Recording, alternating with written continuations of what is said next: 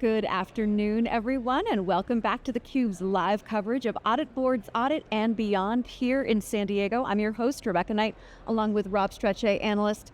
Rob, one of the things that is just, we know this to be true, and yet it is just hammered home at this conference, is just how much AI is such an incredible opportunity and yet also represents such an enormous challenge for these organizations. Absolutely, and I love that we're getting the end user perspective on this as well, because I think that's where the rubber meets the road. Indeed. Well, with that, I would like to introduce our new guest for this segment. We have Jan Murry, Director Internal Audit at GE Aerospace. Welcome, Jan. Thank you. And April Crichlow, Chief Marketing Officer at AuditBoard. Thanks so much for coming on the show. Okay. So I'm going to start really just level setting for our viewers. A question for both of you, because over the first half of the 2020s, we've had a global pandemic, unprecedented geopolitical concerns and tensions, and then, of course, the emergence of AI.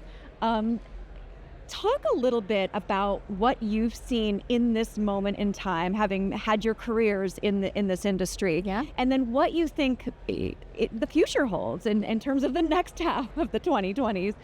Jan, let's start with you. Yeah, so it's been fascinating. We have been so reactive over time that I'm excited. We're starting to see that shift, and AI is going to be a true enabler for that, on no longer reactive, but proactive and predictive on risk. And then the other piece of that excites me is it's not just about risk, it's about opportunity as well, and how we can serve our business partners better. And I think AI is going to be a key enabler for that. And April, how about you? I think we're really in such a pivotal moment in our industry, and it's such a once-in-a-generation opportunity. And a lot of our discussions with customers and with analysts and our partners is all about how human intelligence is going to be the differentiator. And we're really finding that while AI can automate, analyze, process faster than any human ever could, that human intelligence and the leader's judgment, their expertise, their context is something that can never be replaced. And we're seeing a lot of companies lean into that more. Our recent risk intelligence report found that 70% of companies are going to be investing in more risk professionals and 40% on cybersecurity professionals, I think, which really speaks to the need for the human in the loop. So while it's a crazy time for technology, human beings and their context and creativity doesn't go away. Humans are not going anywhere. No, they're not going anywhere.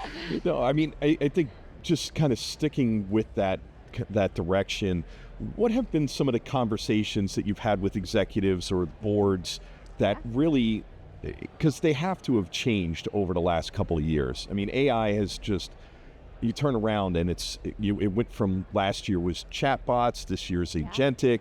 Who knows what next year is going to hold with it, but I think it'll continue to increase in complexity, which brings a lot of fear and what people see as risk. But starting with you, Jen. Yeah, I would say two key things. One is, how do we upskill our people, including our senior leaders and our board, to understand the risks and the opportunities associated with all of the change? But then also, how do we do it in a connected fashion so that it's not everyone running as fast as they can in silos? And I think that has been a real challenge for a lot of companies, is how do we work together? Because for so long, risk management has been conducted in silos. So what are some of the best practices that you learned along the way in terms of breaking down those silos and getting real collaboration? Absolutely. Well, I think vulnerability is one, just being transparent in the conversation that we don't have it figured out, but we need to come together to figure it out. And really getting everyone together. You're going to have people who aren't on board with the idea, and that's okay. As you said, April, the human element is so critical to this. And that's where we're seeing a fair amount of the resistance is, well, what does this mean for me and my role?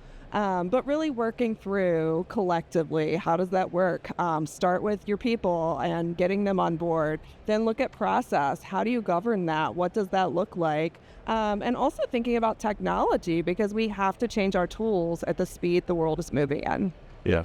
And I was going to say, I think, when we've been talking so far today, AuditBoard had some really interesting data looking at your survey and about AI had kind of decreased by 30%, the enthusiasm for deploying. Yeah. What have you seen, and what have you, or advice do you see for organizations who may be feeling stuck in their AI implementation? Yeah, well, It's a great question. And I think we have to remember that AI is our generation's greatest opportunity, but also has some of the sharpest governance that's coming, and is here and coming our way. And we've seen a lot of CEOs and executives really moving from just AI implementation to AI governance. We did share some big news that we acquired a company today called FairNow to really lean into a gap that's in the market today around AI governance. And while there's a lot of pilots around AI, and we did notice that drop in the risk intelligence report, and I think it's because there isn't that sort of tie back to the governance piece. And so I think, again, it's this cognition around accepting the fact that we're in a new time, but there has to be the appropriate controls and governance, and this is what AuditBoard is here to do. So we're advising a lot of our clients to really make sure they have a governance strategy. Yeah. So April, yesterday you led a Women in GRC roundtable. Yes. What were some of the takeaways from that conversation? Yeah, so we know that CAEs, the balance between men and women is 47% women, 53% men. And that's actually pretty good. That bad. Yeah, it's actually pretty good. I grew up in tech, and it's more like a 70-30. But we felt it was important we had 100 leaders and rising stars here at the conference, and felt it was important to gather to discuss authentic conversation. And the real themes around it was around making sure that you're your authentic self. How do you show up each day being who you are, because that's the best way you can lead. How can you create a safe place for up and coming, rising talent? And I know you guys do a lot of that as well at GE. And then how do we continue the conversation? Because it's not just about what's in the four walls of any discussion. And we were so excited to see the reception, and no one wanted to leave. So I feel like this is just more proof that we need to do more of this. Yeah. Well, what was striking to me, Jan, when you were talking about what are some of the best practices and the skills that are necessary in order to do this kind of work, and you talked about vulnerability, you talked about collaboration, you talked about perspective taking, and these are typically the skill set that probably that women are at least known for having more of than men. So, I mean, it does seem as though the things that need to happen right now in terms of governance and risk in organizations all over, women are going to be needed to be at the table because they can help these things along. Yeah, absolutely. I actually attended the event yesterday, and it was phenomenal. The chatter in the room, people didn't want to start talking.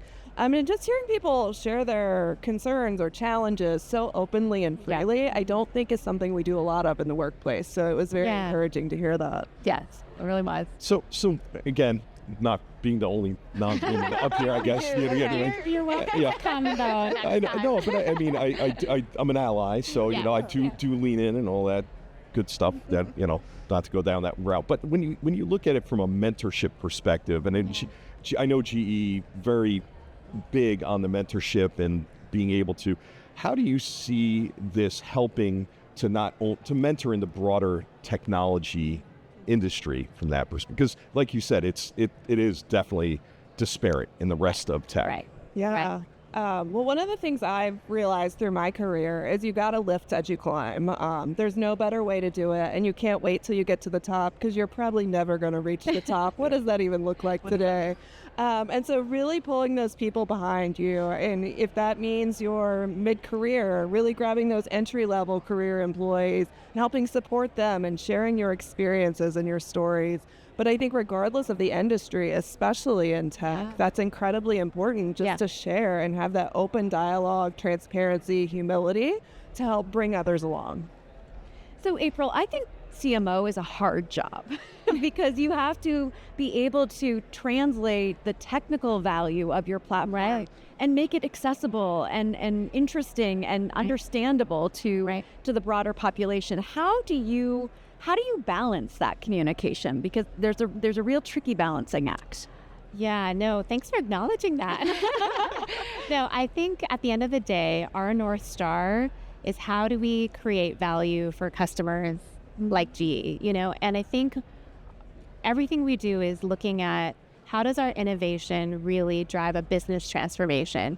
So it's actually pretty simple when you kind of take away all the messaging and the category design and looking at all the product roadmaps, the basic question we ask is, how can we tell this story? How can we create value? How can we bring our customers along the way with us and really do that in a way that is simple and easy and helps them kind of cross from where they are today to where they need to go. So I think that's in a nutshell, how we like to think of it. And there's lots of details underneath that, but it's always the journey of where are you today and where does that business value need to go, and how do we help you message, that story internally and then both to their clients as well. So, yeah. So, Jan, just circling back, GE Aerospace is everywhere. I mean, you're a worldwide company, you have a larger company, parent company. How has just the entire risk, I guess you could say risk portfolio, especially with there are just ever-shifting geopolitical, there's tariffs, there's everything that's going on, that you have to really kind of, how do you help people understand when you're mentoring other people, like just even getting a way of thinking through and prioritizing, how do you help people understand that? Yeah, absolutely. Well, we became a standalone public company a little over a year ago, which is very exciting. But with that came its own set of risks, because we're not part of a big conglomerate anymore. Yeah. So your materiality, your level of risk, the way you may be targeted in a cyber incident changes. And so we've really had to pivot in how we think about that. And there's a number of ways we've done that. Really leaning into each other as risk management leaders, I think, is one thing that's been really important. And AuditBoard has actually been a catalyst for us in that, in driving the conversation of what does this look like? How do we align on how we report and speak the same language? And then taking that to our leaders and understanding their strategic vision, because everything we're doing, risk and opportunity-wise, should really be tied into the broader company's initiatives. And so that's been a great way for us to get started. It's certainly a journey. I wouldn't say we've arrived, but continuous improvement is what we're all about. Okay. So both of you, what is some advice that you would give for other emerging leaders, especially women who want to be the next Jan Murry and April Crichlow? What kinds of skills do you think they need to develop, schooling that they need to have had, and what kind of experiences do you recommend? Jan? Yeah. Well, I would start and say, don't start with a destination in mind, because generally your career is a matrix. It goes and ebbs and flows. But look at what interests you, look at what excites you, where your passion lies, and what skills do you need to acquire to move along that map. So I found that really interesting. And then while you're in those roles, really thinking with the voice of the customer. Who is your customer? That could be your team, that could be your stakeholders, but making sure you understand those customer perspectives is something that I've found paramount. And then as a leader, humility is a skill that is very hard to learn, but I think as a leader, that makes you impactful to all of your customers. And so I would say that's one of the biggest skills I've learned along my journey. Impact for your customers, but also the people you're leading. Yes, too. absolutely. Yeah. April? I agree with everything you said. And I think it's really important. I tell this to my team and rising stars all the time, that anything that you approach in business, it really has to be with a growth mindset. Things change around us all the time, like we're talking about today. AI is changing. A lot of us don't know all the things that we need to know about AI. But if you have a growth mindset, if you have a learner sort of attitude, if you know how to collaborate and be resourceful, I think that goes a long way. And I think the people that I continually see as rising stars in organizations are the ones that have that proactive growth mindset and embrace ownership as part of it. If you see a problem, if you see an area that needs fixing, don't wait for someone else to do it. Really jump in and take the ownership and take that leadership stance. Because wherever there isn't a leader, and a leader has to emerge. And why couldn't it be you? So I coach my team on that a lot. And then on the flip side, for leaders, I think it's really important, and I mentioned it a little bit earlier around sponsorship. Who is speaking on your behalf when you're not in the room?